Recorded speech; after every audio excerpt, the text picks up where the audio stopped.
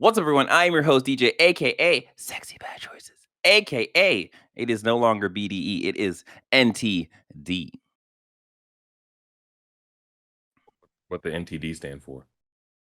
New type. Ding dong. Well, I'm your heavyweight champ from Wish Nigga Wood, California, aka the Gender Because We Watch Niggas, aka Tommy Fickles, Marcus Ellison. Oh my god. Tommy I Fickles. am Sean MF Ross. What the MF stand for? I'm here to keep Tommy Thickles in the playpen. Nobody puts Tommy Pickles in the corner. He's a menace. Oh my gosh. But his name ain't Dennis. Oh, look at us with the hip hoppiness. Oh my gosh.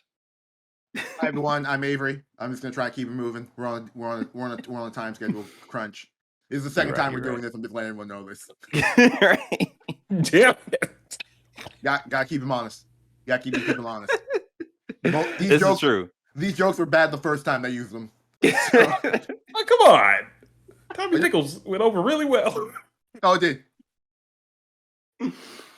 Oh my gosh. Also, NTD is filled with face magic. Press X Star Podcast is a weekly show where we talk about the latest gaming news, review the biggest games, and give you our thoughts on the games we are playing. Our goal is to expand the video game media landscape through an underserved point of view. It's our point of view. Yes, it is. With that being said, now you know who we are. We can jump into all the games we have been playing. First up, Marcus, what have you been playing?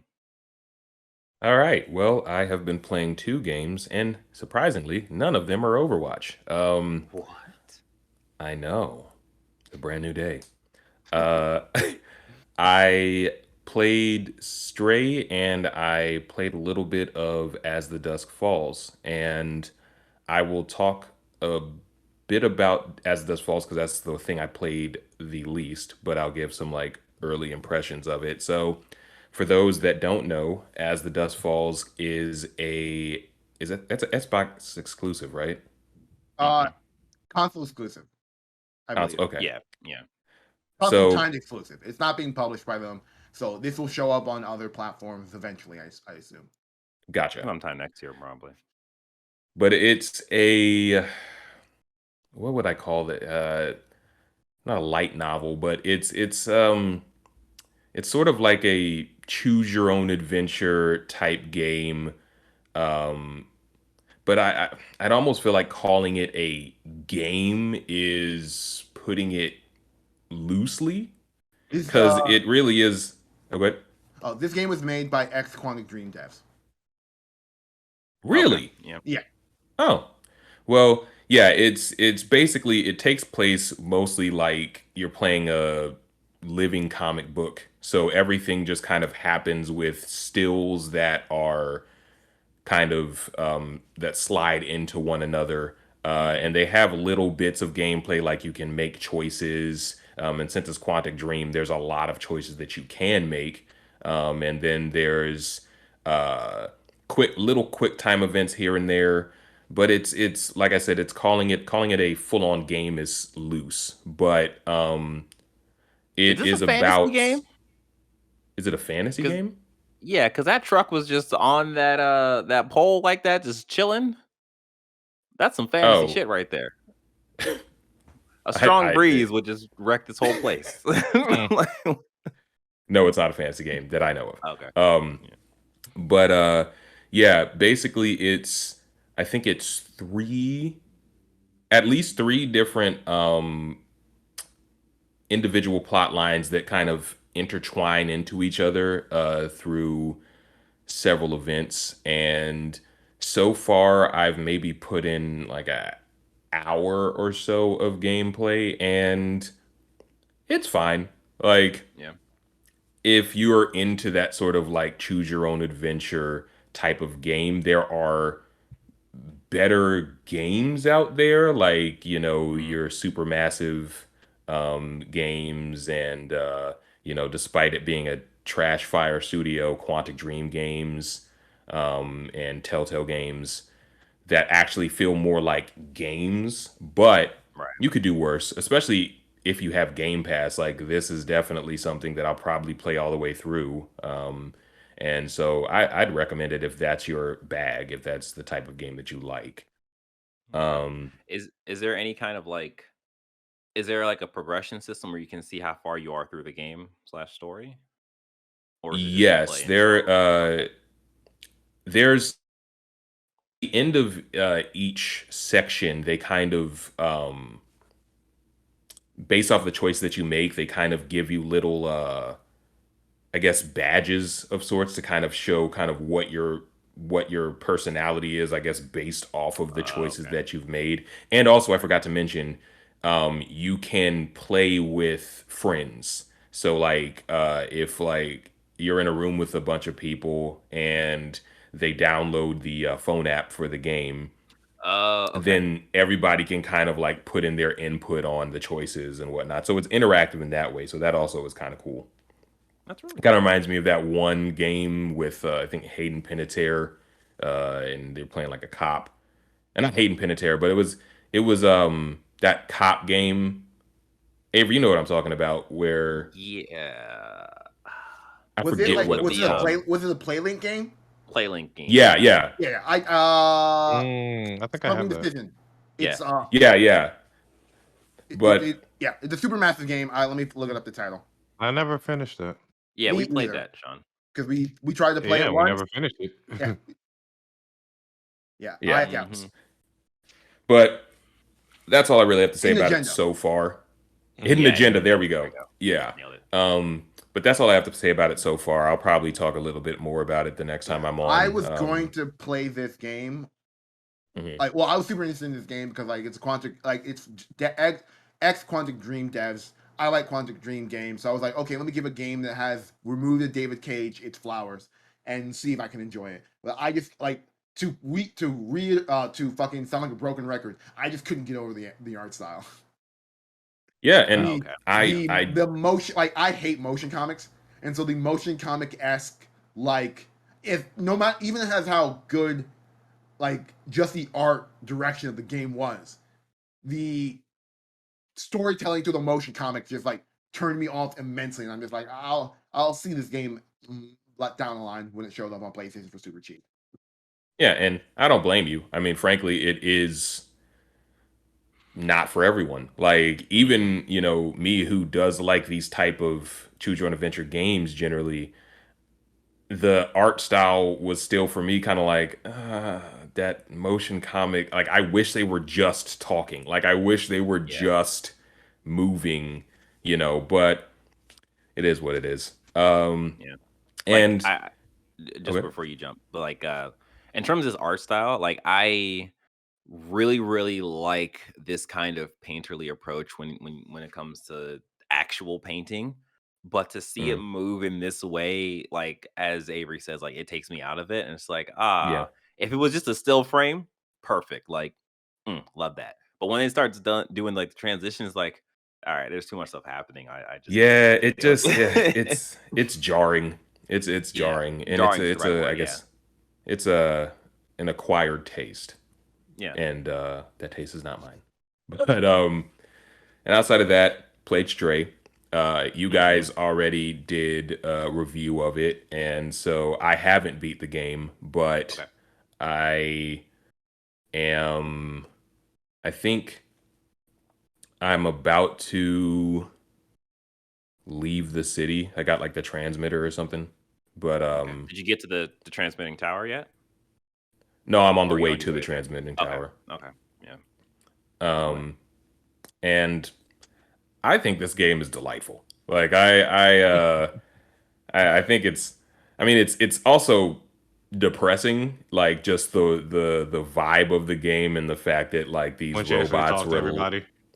yeah, I've been talking to people and like, Yeah. just even the visual and in-world storytelling of just kind of like there's like that RIP humans graffiti on the wall and hmm just the things that you infer through the world building. Yeah.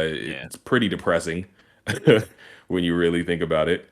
Did you feel it was appropriation or disrespectful towards Oriental culture. I've seen some articles about that. Yeah, that's Nah, that's I. that's a cross that all Cyberpunk has to bear at this point. That's what I was gonna say. Oh, Like, in terms of how the robots were dressed. Yeah, and the backdrop of the it's city. it's a cyberpunk like the minute you go for a cyberpunk Wow. aesthetic, you immediately Yep. have to deal with those issues. And I don't think Yeah. this is me as being creative trying to write great. I don't know a way for me. This is just me being fucking dumb. I couldn't think of a way to do like cyberpunk as we know it Yeah. without really changing that aesthetic to something different and to deal with those Orientalism things.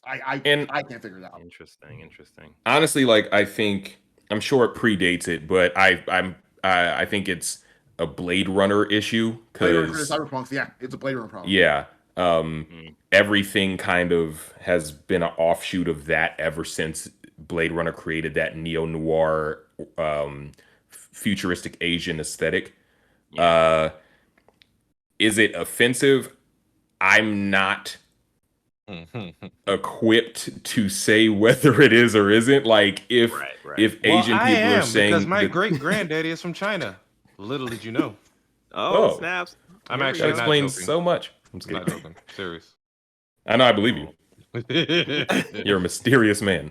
But so yeah, if the Asian community is saying that it is offensive, then it's offensive. I don't know. I couldn't tell you, and it hasn't bothered me. But yeah, like so the world is intriguing. And even though I'm not a cat person, Mhm. I'm just like the early portion of this game where you're running around with like your siblings and you're just getting into cat shit, and I'm just like, think this is one of the this is funniest cute. one of the funniest moments in the entire game is when you as a cat fall off the fucking thing and the other cats just look over like, oh, I fell. And that's the reaction. I'm like, okay. Still don't give a shit. They're like, "See you later, sucker." Admittedly, like Couldn't be me. they're animals. Like Yeah. it's like it was.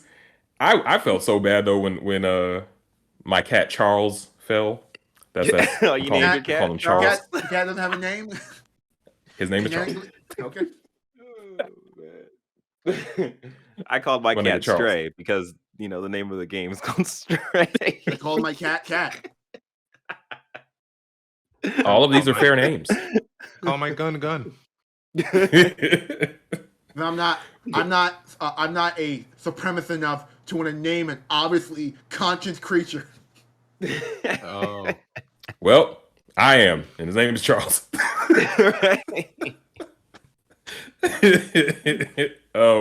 But yeah. The gameplay is a little stiff, but it's an indie studio, so I'm willing to let that rock. And I'm just impressed with like the way that they were able to make this world feel, even though it's definitely like limited because it's like especially if you're in the dead city and you run around corners and you're eventually just gonna cycle into repeating where you're at. But Right. I'm impressed with the world that they were able to build, and the atmosphere that they were able to establish. And I'm excited to finish this story, and I've been enjoying it. And I'm gonna keep my eye out on them now. It's kind of like after what was it? Why am I forgetting the name? Kenna Studio? Yeah. Kenna Lab? After Kenna, I'm Oh, like, okay, I'm yeah, gonna keep an yeah. eye out for you guys. Like I had my issues with Kenna, but overall I was very impressed with it, and so I'm gonna keep my eye out on them. Same thing with the Stray Studio. Is called Blue 12 Studio. Yeah.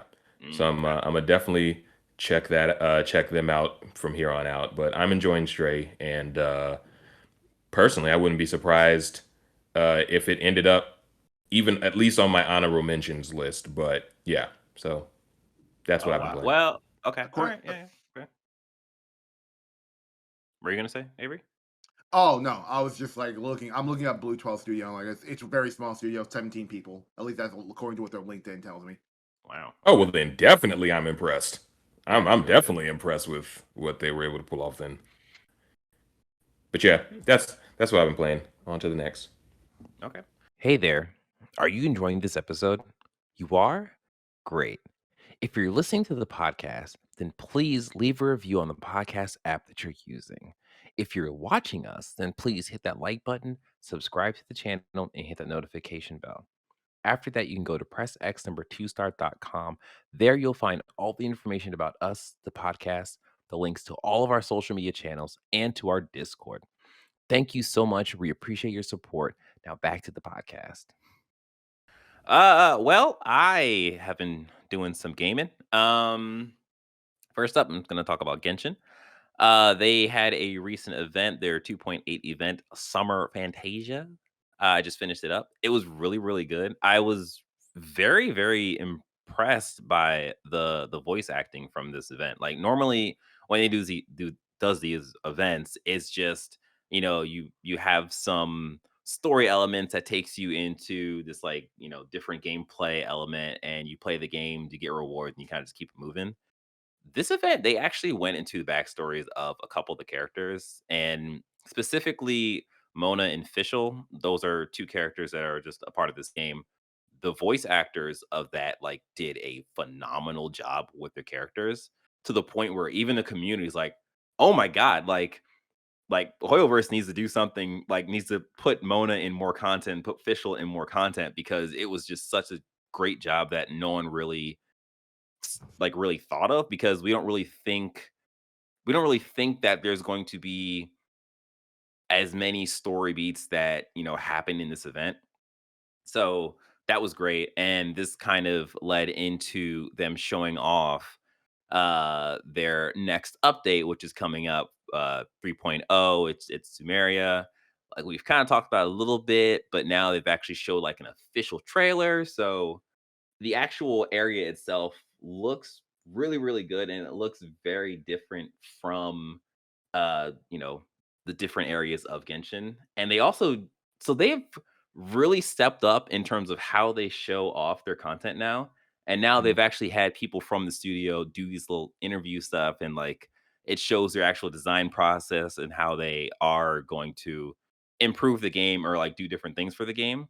So it's been really interesting following this game and watching them kind of evolve as a studio. And I say evolve as a studio. Hoyoverse has like, I think like 2,400 employees or something, like off of Wikipedia.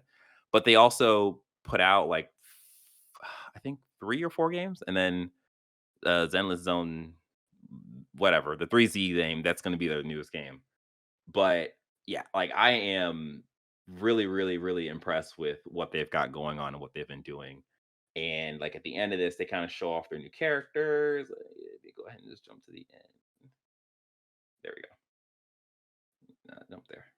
Yeah, so I'm not going to go ahead and try to pronounce any of the names of these characters, because this is a Chinese studio, and the names of the characters are very Chinese, and I'm not going to butcher it. I'm not going to do it. I'm just not going to do it. Um, but yeah, like I there's no I think this update comes out in about 2 weeks, because it kind of works off of their banner rotation. So the next banner is going to be for 15 days. So I think after that second Mm. banner, it's going to be this update.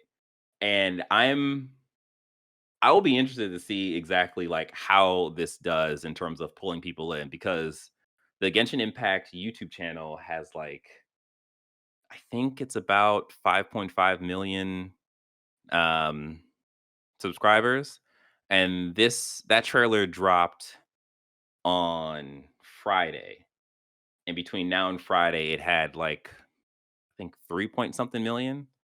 Yeah, 3 point something million views on it. And normally when you look at YouTube and you look at your channel versus how many views you have, normally you like peak at like half your subscriber count. So it's really interesting to see that it's actually doing better than that. So I think it's going to be interesting. I think it's going to be interesting.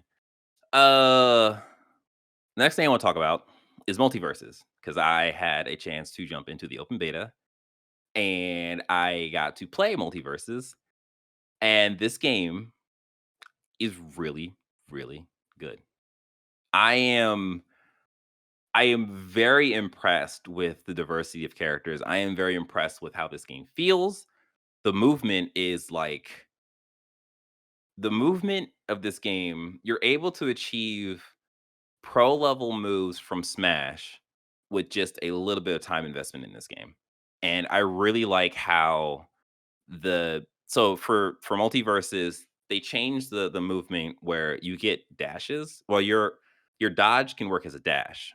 Mhm. So you're able to survive, you know, off the stage a lot easier because when you I felt jump, like you that. can dash. Yeah. So when you jump, you can dash and you can jump again. Everyone has a double jump like Smash. Everyone has double jump in Smash, right? Yeah. Yeah. So you're able to reset your dodge when you jump. So that allows you more options in the air. To try to get As back on stage. Yeah, as well as that, your some of your midair attacks kind of stop you in the air or slow you down. So you can use all that to like, bait characters in midair and like have really, really fun interactions off stage. So I gave this game a good shot. I was playing with a couple of characters. They start you off with Shaggy as your like tutorial character. You learn the game using Shaggy, and like they've talked about how like Shaggy's their baseline for the game. So like that was cool. And I was like, all right, let me try some other characters. It was kind of weird though, because when you finish the tutorial, you unlock Wonder Woman, but when you go to play the game, you don't have access to Shaggy. You have to buy Shaggy. So Well, it's like, you did have access to them. They're rotating the characters, remember? yes. Right, right, yeah. So every 2 weeks, they will rotate, I think it's 4 characters. I don't Mhm. remember how many characters they have total, but yeah, so as Sean was saying, like, when people first started, like, they had access to Shaggy, so it makes sense there. Um, so yeah, so because I Does didn't Shaggy have have Ultra Shaggy, Instinct or no? well, he Men I only don't want know. one thing, and it's disgusting. So he can go Super Saiyan. No, he can't go. I don't know. I didn't really play too much of Shaggy. Like you can charge up like the Dragon Ball Z charge up, but I don't know anything beyond that because I just didn't play with him. So the characters they gave me, I think the characters they have right now that are free are Garnet from Steven Universe, Superman from Superman, um, Rain Dog from this game. They just made that character up, Yeah. and Finn from Adventure Time. So I tried Superman at first, and I was like, all right, let me get a sense of this game and how it goes. Superman was really cool. He plays very interesting. And I was like, okay, well, let me take those things that I learned from the game and I went to Finn. And Finn played so much different to the point where I was just like, I don't really know. Like, I almost feel like there's no um skills that I can transition from Superman to Finn. And then I looked further into the game. I was like, oh, Superman is a bruiser class. Finn is an assassin class. So this game has broken the characters down into different classes. So you have bruiser class, tank class, support class, assassin class, and mage class. So mage is essentially the projectile user. So for example, in Smash Brothers, Samus would be like a mage class. Like Mhm. um Ganondorf would be like a bruiser class, I guess. Um, That is Bowser would be like a tank class. that is very MOBA terminology right there. Yeah, yeah, yeah, yeah, for sure, absolutely, yeah. And like Finn is an assassin class, and I was like, all right, I'm gonna give Finn a shot because I love Finn. Finn's like one of my favorite characters from Cartoon Network. Finn is amazing. Once I started to play with him, Finn is basically Finn feels like a Link from Smash, but in a lot of ways better. So playing the game, I was like, all right, this is fun. This is fun. I ended up playing. I spent maybe like this weekend. I probably spent maybe like 3 or so hours in multiverses.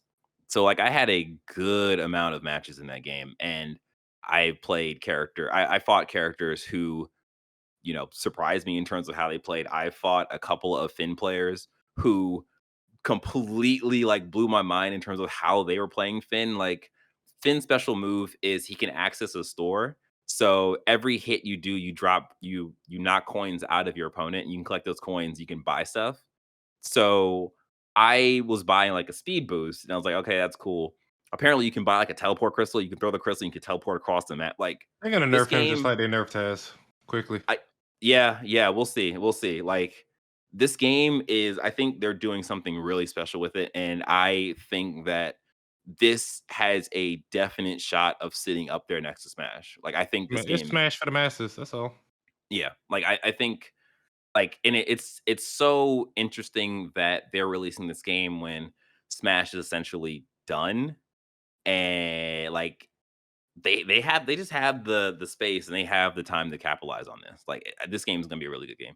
Like the only thing that I have left to talk about is the battle pass and the microtransactions. I think so far with me playing it, it's been fine. Like the battle pass slowly levels up as you are progressing through the game.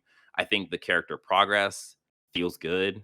Like we were talking about the different skills and the talents that you can get for the different characters. They they're not game breaking in any way. Like you get 10% more damage and like you kind of feel it, but you also don't really feel it. So it's nothing to like it's not a problem. It's not an issue.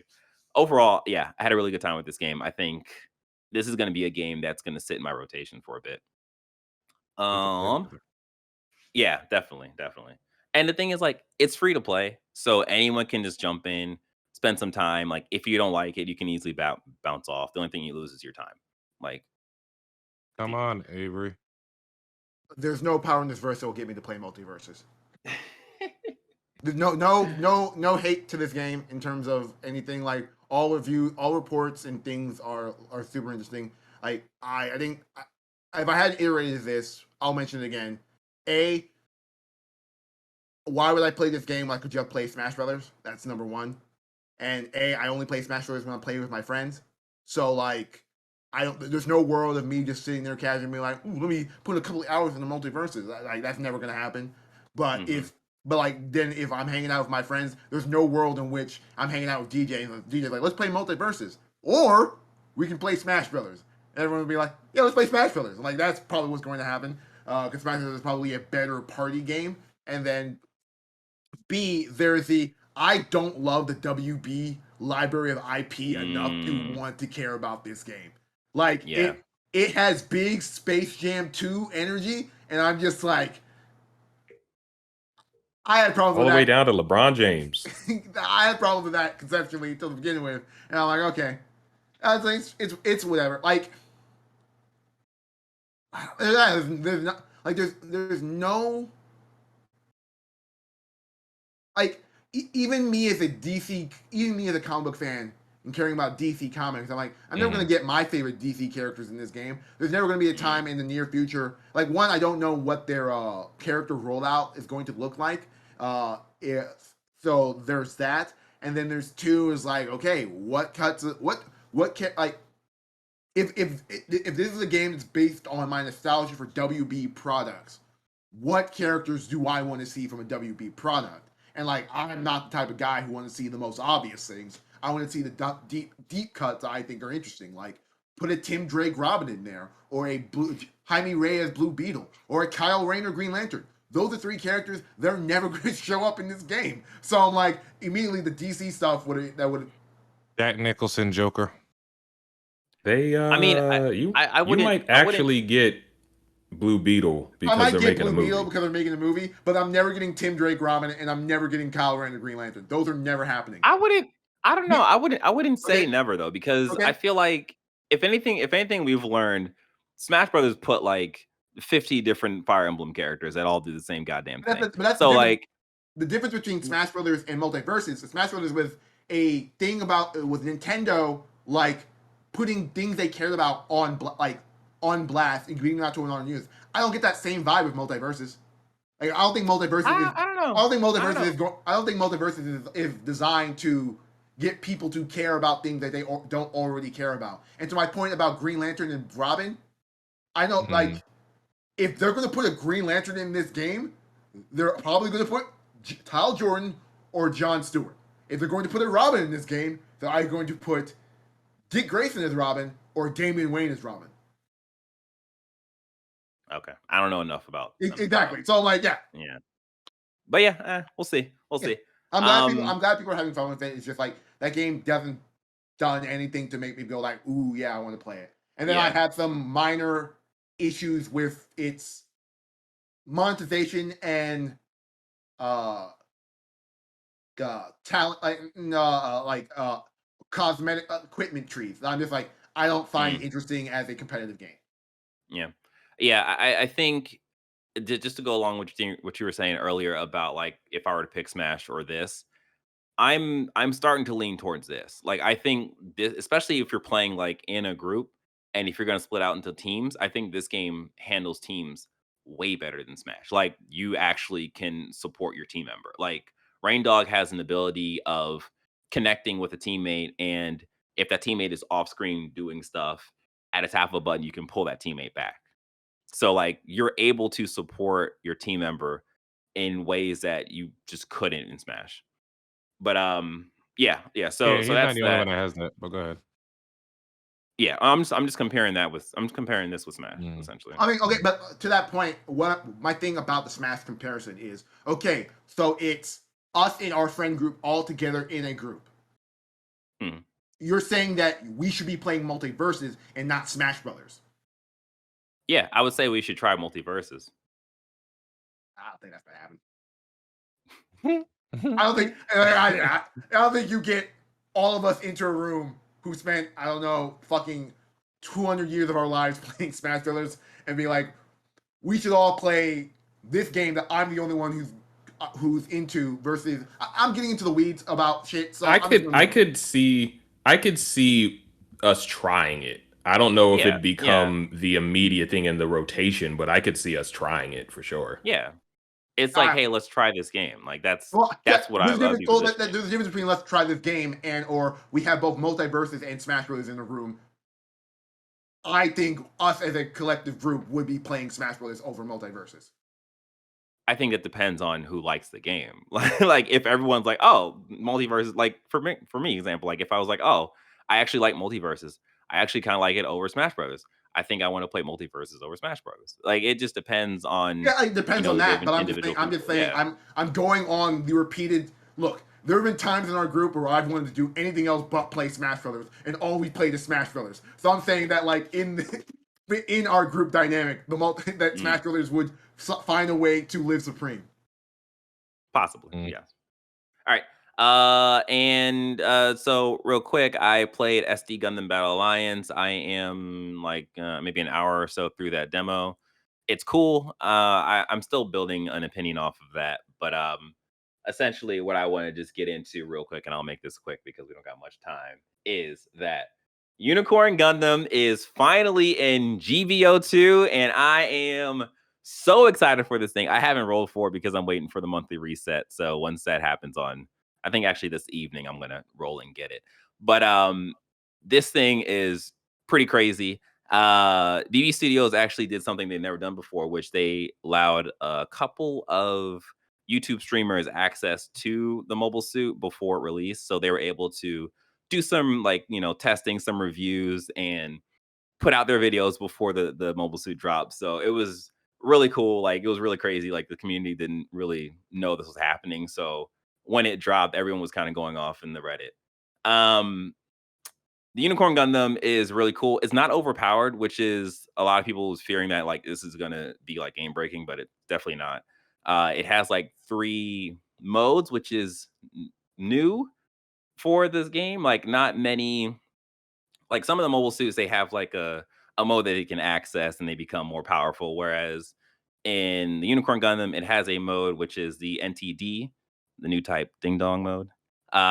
It gets stronger, of course, as it would. But it's only for a limited time and your health drops just like in the bed. And after a certain period of time, you have your refraction period, which it's actually called awakening mode. This is actually working pretty well. During your awakening mode, you get some of your health back, but you are a little weaker in terms of how much. No, I'm sorry. you get your health back and you are stronger, but you do less damage. Anyways, it's really cool. I cannot wait to actually play with this suit. I've been watching a bunch of streamers play it, and they're all giving their different opinions.